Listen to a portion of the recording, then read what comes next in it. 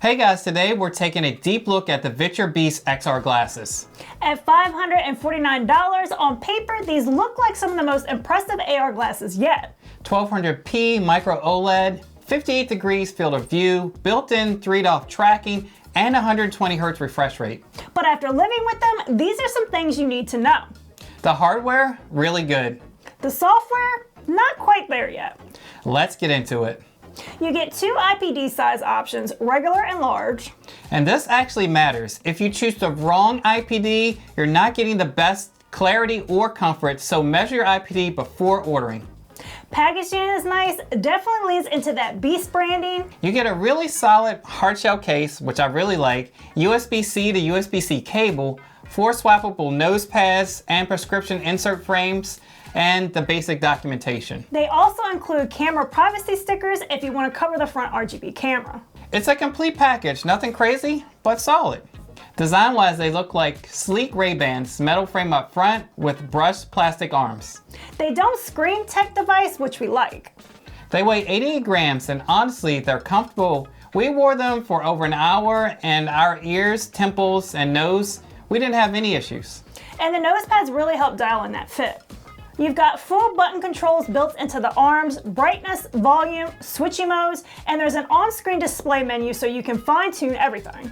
Okay, the display modes we have here include a standard widescreen, a 32:9 ultra wide, a side mode which shrinks it down and puts the display so you can walk around. And there's 3D mode support for side-by-side content. There's also 3 positioning modes here. You have a 0 DoF mode, which the screen is locked to your face. You have the smooth follow, which gently follows your head. There's a slight delay so you don't get nausea. Love that. Then there's an anchor mode, so it's the true 3 DoF mode, so it's fixed in space, and that's a big selling point for these glasses. These glasses come with Sony micro OLED displays, advertised at 1200p resolution, but as of February 2026, it's still locked to 1080p. Not a deal breaker, but just something to note. Brightness hits at 1250 nits, and yes, they get very bright. So here we have a 174-inch virtual display, and like I mentioned before, the 58 degrees field of view and up to 120 Hz refresh rates. But what matters is the experience. The center of the display is very sharp. Text is readable. There's no screen door effect. Edges do soften and get blurry though. It almost feels like foveated rendering, but there's no eye tracking. It's just optical fall off. Again, not a deal breaker for movies, however, it's definitely noticeable for productivity. But the colors pop on the Viture Beast. Blacks are inky black, and the micro OLEDs do their thing here. And to increase immersion, the Beasts include 9 levels of built-in electrochromatic dimming, so there's no need for snap-on blackout covers.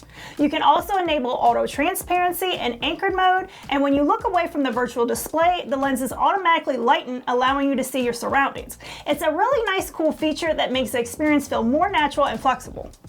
Audio is tuned with the help of Harman, a respected audio brand. They get loud enough for quiet environments, dialogue is clear, however, bass is minimal. So for serious gaming or movies, we still use earbuds. There's also an advertised 3DoF spatial audio, but that doesn't seem to be active yet. No. Now watching content is where these glasses really shine. Whether it's watching movies, TV shows, or YouTube, it's a great experience. The 58 degree field of view really helps. The screen feels big and immersive. And you all know we love 3D movies, and the 3D mode works immediately, a definite plus in our books. The Spacewalker app also has immersive 3D conversion, where you can convert certain 2D content into 3D. It works, but there are artifacts and tearing for fast motion. Cool feature, but not perfect. Now, gaming on the Switch to use in the Viture Pro mobile dock was a good experience. Instead of playing on the 8-inch built-in display, you get that 174-inch virtual screen. And games really look great on the large screen, making them more immersive. I agree, the Switch games are bright and colorful, which pairs perfectly with the Beast's micro OLED contrast. The Pro Dock is really key because it converts the HDMI to USB-C and keeps the Switch 2 and Switch charged. Without it, you couldn't use the portable Nintendo systems. And using these glasses with our Lenovo Legion Go S was even easier. It supports USB-C DisplayPort alt mode, so we just plug them directly in. No dock needed. Now I'm playing Ori and the Will of the Wisp at 120 frames per second. looked fantastic. For gaming, we actually prefer smooth follow mode. Anchor mode can drift slightly at times, and that can be distracting mid-game. Text and menus show some edge blur, but gameplay itself looks great. For handheld gaming, these glasses are legit. Now for productivity tasks, we tested the Beast using the triple display mode on a Mac using the Spacewalk app. I had Reddit on the left, the Note app in the center, and YouTube on the right. I was doing research for multiple YouTube videos with this layout, and the Beast and the Spacewalk app absolutely worked for me. The center clarity is strong. That part is actually really good, but everything outside that center sweet spot, it starts to fall off. When you're working on a computer, your eyes naturally move all over the screen. You're glancing up at browser tabs, down at the taskbar, over to side panels. These glasses, unless you're looking at it directly in the center of your view, it gets blurry. You can move your head to recenter whatever you're focusing on, but even then it takes a second or two for things to feel fully back in focus. And when you're constantly doing that throughout the day, it just breaks the workflow. So for me, using these for productivity just ain't happening. Well, the edges soften, especially in text-heavy apps. It's usable, but not as clean as a physical monitor. So here's what we like about them and what we don't like about them. What's legitimately good? Well, the wider field of view makes the giant screen feel more immersive than ever.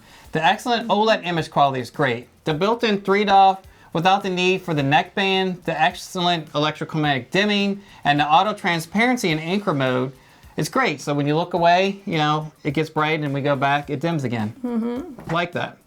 Now what these glasses don't fully deliver on, 1200p is still locked. It's not offered even after being heavily marketed, but it's not a deal breaker because it's not going to look that much like better, right?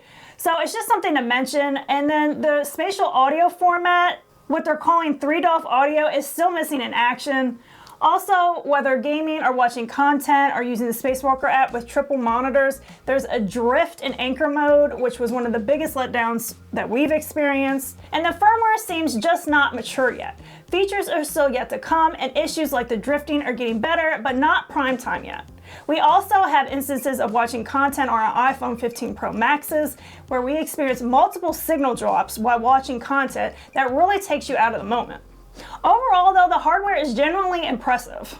The display looks great, the field of view is solid, and gaming and media consumption is actually really compelling. But right now, like Michelle mentioned, the software still needs refinement. Yeah.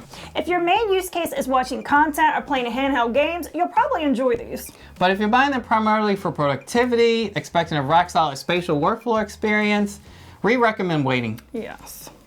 This feels like excellent hardware that just needs more software polish. And with a few firmware updates, this could be a completely different conversation. So for now, we'd say keep an eye out. That's our take. Let us know what you think in the comments. If this was helpful, hit the like, subscribe, and we'll see you in the next one. Bye.